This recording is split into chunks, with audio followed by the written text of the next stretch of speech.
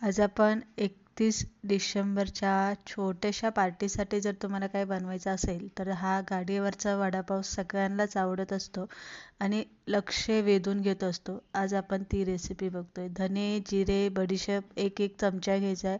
आलं लसूण भरपूर घालायचं, हिरव्या मिरच्या, कढीपत्ता आणि कोथिंबीर घालून आपल्याला हे वाटण, हिरवं वाटण इथे बनवून घ्यायचं आहे. वाटण बनवताना पाणी अजिबात वापरायचं नाही. बटाटे शिजून घेतले, गार झाले की मगच भाजी बनवायला घ्यायची आहे. बारीक करून घ्यायचे. पळीभर तेल घालायचं, जिरे मोहरी घालायचं, केलेला मसाला यामध्ये घालायचा, हळद, हिंग घालायचं आहे, गरम मसाला घालून चांगला परतून घ्यायचं आणि नंतरनं यामध्ये आपण फोडून घेतलेले बटाटे घालायचे. आता भाजी कशी बनवायची, अगदी पुरणासारखी आपल्याला बारीक बनवायची.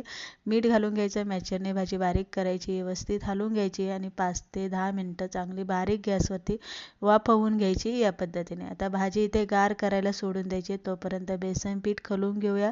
2 चमचे आपल्याला यामध्ये तांदळाचं पीठ घालायचं. बेसन पिठामध्ये हळद, हिंग आणि ओवा घालायचा आहे आणि पाणी घालून आपल्याला हे पीठ खलून घ्यायचं आहे. खलून घेताना जास्त पातळ किंवा घट्ट अजिबात खलू नका. भाजी पूर्ण गार झाली की मग याचे वडे आपल्याला इथे थापून घ्यायचे.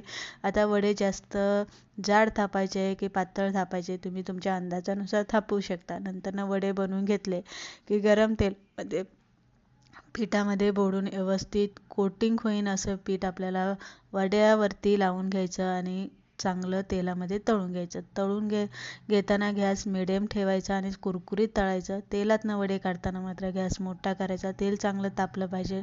हिरवी पुदिन्याची चटणी, आंबट गोड तिखट अशी ते चटणी बनवून घेतलेली. वडापाव आपला बनवून तयार झालेला आहे. रेसिपी आवडली, लाईक शेअर